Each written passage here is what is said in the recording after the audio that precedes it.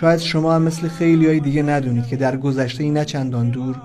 کشور مستقل به نام بلوچستان در جغرافیای پاکستان امروزی وجود داشته که به مدت 282 سال دارای حکومتی مستقل به مرکزیت کلات بوده. در تاریخ بلوچ از سال 1666 میلادی، روزگاری که امیر احمد خان بلوچ نخستین نظام مردم سالاری منظم بلوچی را پایه‌گذاری کرد و به عملات ویرانگر مغول‌ها پاسخی دندان شکن داد و فرمانروایی خود را از هر گونه آشوب و تباهی پاک کرد و حکومت استوار بلوچی را بنیان نهاد و معتقد بود عهد و پیمان بلوچ با سرش وابسته شده، یعنی سر برود پیمان نرود. تا آخرین فرمانروای کشور بلوچستان در جغرافیای پاکستان امروزی، احمد یارخان احمدزهی، بلوچی که بیشترین کمک را برای استقلال پاکستان از شبه قاره هند انجام داد که به امید یک همسایه مسلمان در کنار کشور بلوچستان بود،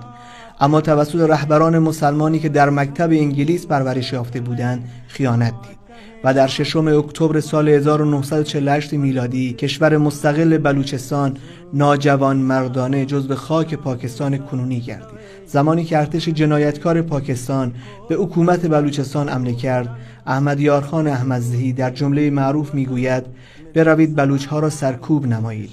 تا آنان هرگز در پاسخ احسان و نیکی از کسی توقع نیکی نداشته باشند. و از آن تاریخ تا به امروز مردم مظلوم بلوچستان زیر ظلمی کشوری به نام پاکستان هستند که اگر حمایت بلوچ آن نبود پاکستانی هم وجود نداشت.